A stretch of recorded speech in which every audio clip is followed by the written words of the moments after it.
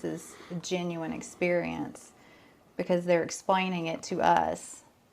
You know, if only adults could grasp the awareness of his presence being there. He's right there with us. The angels are there. You know, the eyes of the children of what they're seeing, and babies. It was around that same time frame that Jake, he was 3 years old, and he was at that point of he was scared of going to sleep, and he keeps running the room, and Mom, Dad, I'm scared, don't want to go to sleep. And I remember he was sitting on the edge of the bed, and I'm using my years of psychology and counseling experience and education, trying to counsel him and doing no good at all. He's just crying, and while he's crying, all of a sudden he stops crying, he looks up, and he just begins to smile. And just the tears stop, the crying stop, and he's just smiling. And I said, Jake, what's going on? He said, Daddy, I'm okay, Jesus is here. I said, Jesus is here? And he's just sitting up here and smiling. Daddy, I'm okay, Jesus is here.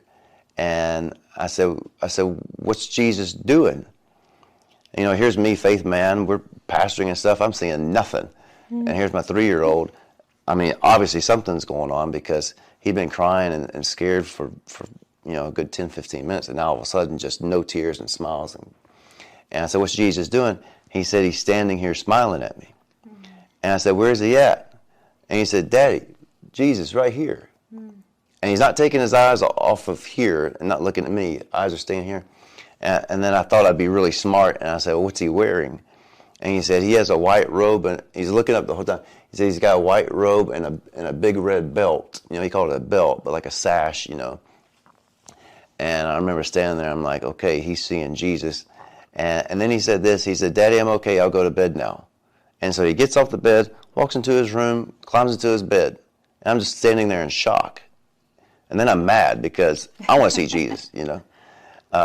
So I had those two instances happen there. And like, think about how many times we hear about kids seeing angels and seeing Jesus or seeing stuff like that. They haven't been taught or trained, so you know they are seeing this. It's nothing that they've, you know, heard someone else say and they're repeating.